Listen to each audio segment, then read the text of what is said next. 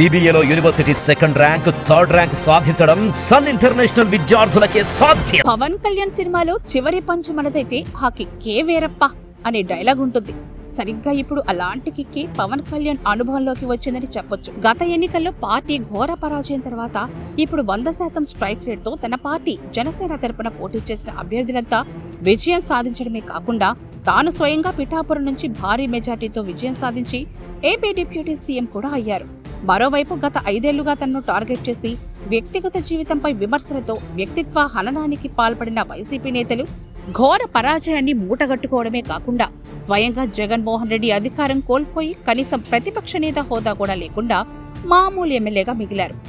ఇక అధికారంలో ఉన్నన్ని రోజులు పాలన మీద కన్నా ప్రతిపక్షాలపై వేధింపులు, ప్రతిపక్ష నేతలపై బురద జల్లుడే ఏకైక కార్యక్రమంగా సాగిన జగన్ పాలనకు జనం తమ ఓటుతో చరమగీతం పాడారు.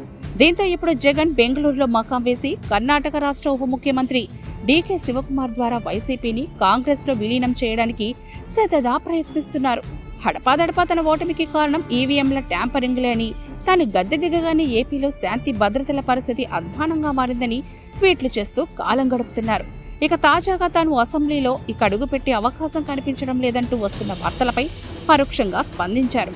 అసెంబ్లీలో తమ పార్టీ వైసీపీకి ప్రతిపక్ష హోదా ఇవ్వాలని, అలాగే తనకు ప్రతిపక్ష నాయకుడు హోదా కల్పించాలని కోరుతూ స్పీకర్ అయ్యన్న పాత్రుడికి లేఖ రాశారాయన. ఆ లేఖలో తనను సభలో ఎమ్మెల్యేగా ప్రమాణ స్వీకారం చేయడానికి మంత్రుల కంటే ముందు అనుమతించకపోవడం ద్వారా తొలి రోజే సభాపతి నిబంధనలను పాటించలేదని జగన్ ఆరోపించారు. వైసీపీ పట్ల తన పట్ల అధికార కూటమి సభ్యులు స్పీకర్ శత్రుభావంతో వ్యవహరిస్తున్నారంటూ ఆరోపణలు గుప్పించారు. ఇక జగన్ తీరు పట్ల ప్రజల్లో ఆగ్రహం వ్యక్తమవుతోంది. గత 5 ఏళ్లుగా ఏపీ అసెంబ్లీ సమావేశాలు జరిగిన తీరును గుర్తు చేసుకుంటూ ఇప్పుడు జగన్ ఇలా స్పీకర్కు లేఖ రాయడాన్ని దుయ్యబడుతున్నారు. అదే సమయంలో పవన్ కళ్యాణ్ ఉప ముఖ్యమంత్రి హోదాలో సభలో కూర్చున్న జగన్ బేలమాటలను, రాతలను చూస్తూ చిద్విలాసంగా నవ్వుకుంటున్నారు.